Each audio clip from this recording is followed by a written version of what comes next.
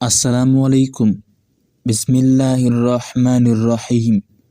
عورتوں کے لیے بہترین بشارتیں، توبہ کرنے والوں کے لیے بہترین بشارتیں، تنگ دست اور بیمار لوگوں کے لیے بہترین بشارتیں۔ محترم ناظرین، سب سے پہلے ہم بات کر لیتے ہیں صبر کرنے والوں کے لیے بشارتیں۔ حضرت ابو موسیٰ اشعری رضی اللہ عنہ سے روایت ہے کہ نبی کریم صلی اللہ علیہ وآلہ وسلم نے فرمایا کہ جب کسی بندے کا بچہ مر جاتا ہے تو اللہ فرشتوں سے فرماتا ہے، تم نے میرے بندے کی جان لے لی۔ وہ کہتے ہیں، ہاں۔ تو اللہ تعالیٰ دریافت فرماتا ہے، تو میرے بندے نے کیا کہا؟ وہ کہتے ہیں کہ اس نے آپ کی حمد و ثنا کی اور کہا کہ ہم اللہ ہی کے ہیں اور ہمیں واپس اللہ ہی کی جانب لوٹ جانا ہے۔ تو اللہ تعالیٰ فرماتا ہے، میرے اس بندے کے لیے جنت میں ایک گھر بناؤ اور اس کا نام بیت الحمد رکھو۔ بیٹی اور بہن کی پرورش کرنے والوں کے لیے بشارتیں ہیں۔ نبی کریم صلی اللہ علیہ وآلہ وسلم نے فرمایا کہ جس کو لڑکیاں دے کر آزمایا گیا اور پھر اس نے خوش دلی کے ساتھ ان کی پرورش کی اور ان پر احسان کیا تو یہ لڑکیاں دوزخ کی آگ سے آڑ بن جائے گی۔ سنن دارمی میں ایک واقعہ نقل کیا گیا ہے کہ ایک شخص نبی کریم صلی اللہ علیہ وآلہ وسلم کی خدمت میں حاضر ہوا اور عہد جاہلیت کا ایک واقعہ بیان کیا اور کہنے لگا کہ میری ایک بیٹی تھی جو مجھ سے بہت مانوس تھی۔ جب میں اسے آواز دیتا تو وہ میرے پاس دوڑی دوڑی آتی تھی، مگر ایک روز میں نے اسے بلایا اور اپنے ساتھ لے کر چل پڑا۔ راستے میں ایک کنواں آیا، میں نے اسے اس کنویں میں دھکا دے دیا۔ آخری آواز جو مجھے اس کی آئی وہ ہائے ابا تھی۔ یہ سن کر نبی کریم صلی اللہ علیہ وآلہ وسلم رو دیے اور آپ کے آنسو بہنے لگے۔ حاضرین میں سے کسی ایک نے کہا، اے شخص، تو نے نبی کریم صلی اللہ علیہ وسلم کو غمگین کر دیا۔ تو آپ نے فرمایا، اسے مت رکو، جس چیز کا اسے سخت احساس ہے اس کے بارے میں اسے سوال کرنے دو۔ نبی کریم صلی اللہ علیہ وسلم نے اس سے فرمایا، اپنا قصہ پھر بیان کرو۔ اس نے دوبارہ اسے بیان کیا۔ نبی کریم صلی اللہ علیہ وسلم سن کر پھر روئے اور اس قدر آپ کی ریش مبارک آنسوؤں سے تر ہو گئی۔ پھر آپ نے فرمایا، جاہلیت میں جو کچھ ہو گیا اللہ نے اسے معاف کر دیا، اب نئے سرے سے اپنے زندگی کا آغاز کر۔ وہ کون سی بیٹی ہوگی جس کی شادی ہو اور وہ واپس اپنے ماں باپ کو ملنے کے لیے نہ آئے؟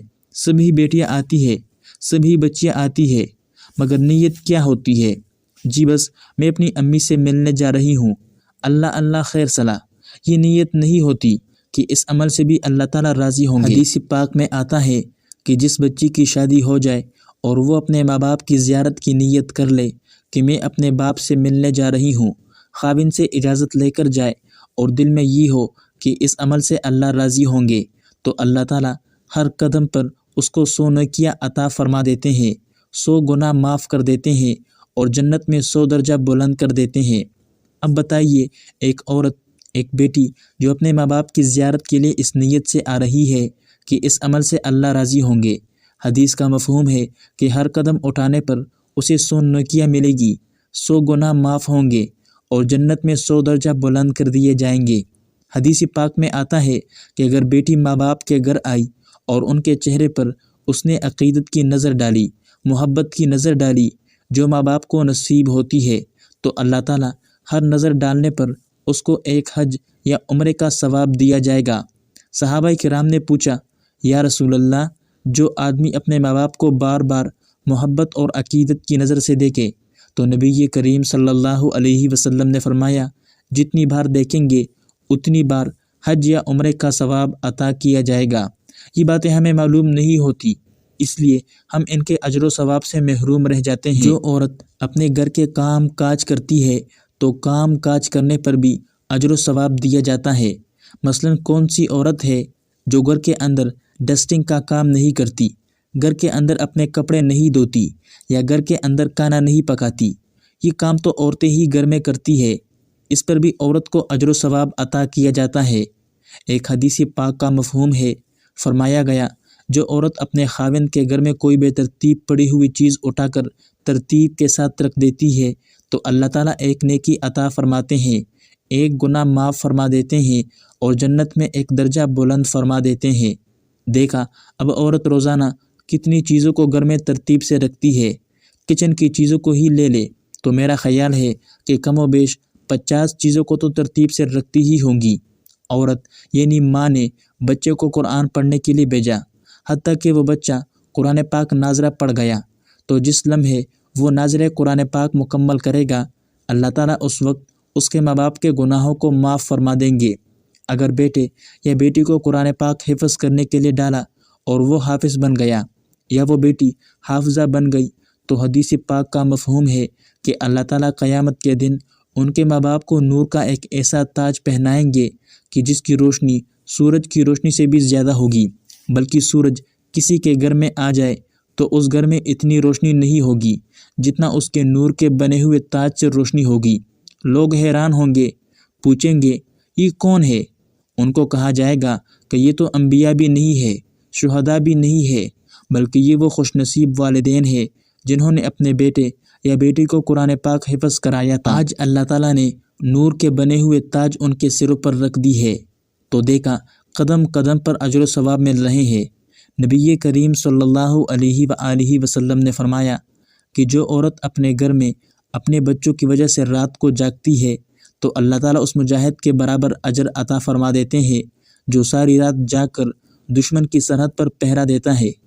گویا گھر کے نرم بستر پر عورت بیٹھتے ہوئے اللہ تعالیٰ نے جہاد کا ثواب عطا فرما دیا۔ تنگ دست اور بیمار لوگوں کے لیے بشارتیں۔ اللہ تعالیٰ نے فرمایا جب میں اپنے مومن بندے کو مرض وغیرہ میں مبتلا کر دیتا ہوں تو پھر وہ میری طرف تعریف کرتا ہے، میری ابتلا پر صبر کرتا ہے تو وہ اپنے بستر سے گناہوں سے یوں پاک ہو کر اٹھتا ہے جس طرح وہ اپنی پیدائش کے دن گناہوں سے پاک تھا۔ اور حق جل وعلا کرامن کاتبین سے ارشاد فرماتے ہیں کہ میں نے اپنے بندے کو بیماری میں مقید کر دیا اور آزمائش میں اس کو مبتلا کر دیا، جو اجر و ثواب ایام صحت کے دوران لگا کرتے تھے اس کو باقی رکھو۔ مریض کو درد سے کراہنا تسبیح ہے، درد سے چیخنا تہلیل ہے اور سانس لینا صدقہ ہے، بستر پر لیٹنا عبادت ہے۔ ایک پہلو سے دوسرے پہلو کی طرف کروٹ لینا ایسا ہے جیسا کہ اللہ کی راہ میں دشمن سے قتال کر رہا ہو۔ اللہ تعالیٰ فرشتوں سے فرماتے ہیں کہ صحت کی حالت میں وہ جو عمل کیا کرتا تھا اس سے زیادہ بڑھیا عمل نامہ اعمال میں لکھو۔ جب وہ صحت یاب ہو کر بستر سے اٹھ کر چلتا ہے تو وہ اس طرح ہوتا ہے جیسا کہ اپنی ماں سے پیدائش کے دن تھا۔ اللہ تعالیٰ سے دعا ہے کہ اللہ پاک ہمیں دین اسلام پر عمل کرنے کی توفیق عطا فرمائے، آمین یا رب العالمین۔